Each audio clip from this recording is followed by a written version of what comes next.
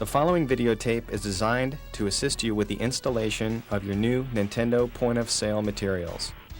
Please watch this entire videotape prior to starting the installation. You can also reference the menu of elements to ensure that you have received all of the necessary items.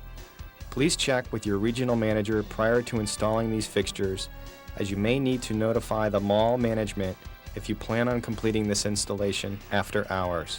During normal business hours, you may contact Nintendo's Display online technical support service with general display setup questions at 1-800-875-1852. Prior to installing the Nintendo fixtures, you should re-merchandise the product in the front of your store as pictured here. The first section should be Nintendo accessories and controllers. The next section should be Nintendo 64 software, memory packs, and RF cables. Next will be Super NES software and accessories. And the final section should contain Game Boy and Game Boy Pocket Color's hardware, accessories, and software. We're going to start this reset with the installation of the M37XB Nintendo coded neon logo sign. For this installation, you will need the template, the enclosed drill with drill bits, and a pencil for marking the placement of the sign. This sign will be placed on the wall above the front entrance facing the Nintendo section or the middle of the store. Begin by centering the template on the wall and mark the top of the holes with the pencil. You should measure the distance from the top of the wall on each side of the template to ensure that the sign will be straight. Use the enclosed drill to make the holes marked with the pencil, and then screw in the anchors with a Phillips head bit. Then screw in the bolts, leaving 1/2 inch of the bolt exposed as shown here. You can then hang the Nintendo neon sign and run the power cord up and over to the electrical outlet. Next, we are going to install the Mario screen, which can be hung in two different areas depending on the layout of your store, either behind the Nintendo 64 Interactive or in the first feature area section of your store. Hang the screen by removing the adhesive backing strip at the top and then bottom once the top is placed. Start this installation by turning off the power to the monitor and then remove all items from the top of the monitor housing. Next, place the Plex riser for the Nintendo 64 fiber optic sign. It should fit tightly between the monitor housing and the front window. Place the sign on top of the riser and feed the power cord to the electrical outlet. You will want to use the enclosed power strip for this installation. There is no on-off switch to the sign, so you will need to use the switch on the power strip to easily turn the sign off at night. Place the Mario statue on top of the monitor housing.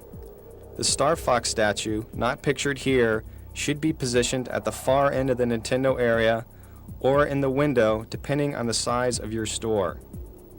Please reference the setup instructions and operating procedures enclosed with the Nintendo 64 Interactive.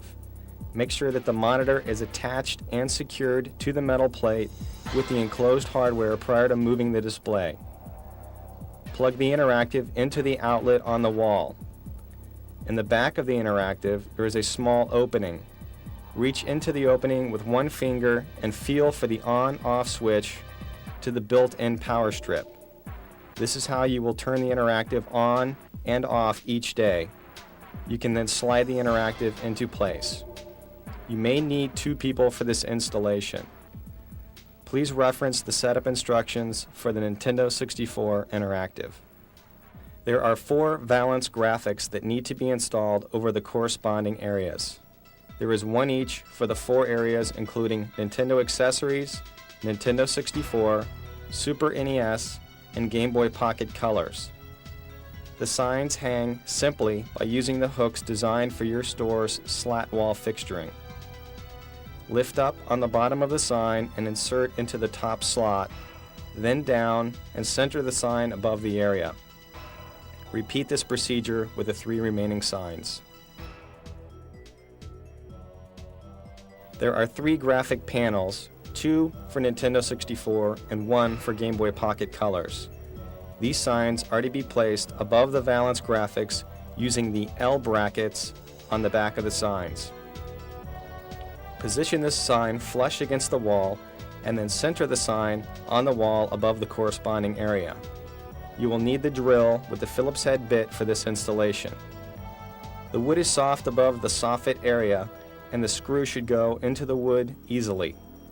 If needed, you can pre-drill holes prior to installing the signs. The character set includes Mario, Bowser, and Star Fox. The character sets come with an adhesive backing and should be positioned in between the graphic panels as shown here. You should have received banners for current Nintendo game titles. These banners should be hung with the attached hooks and string.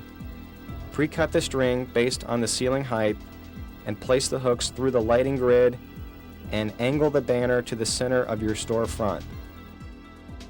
You will hang the Star Fox plane in the same manner as the banners.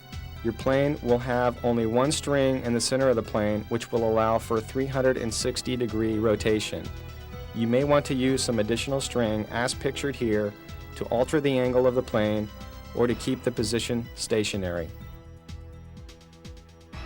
You will also be receiving an oversized Game Boy Pocket. This piece can either be hung from the lighting grid or placed on the enclosed stand. This completes the installation of the Nintendo merchandising reset.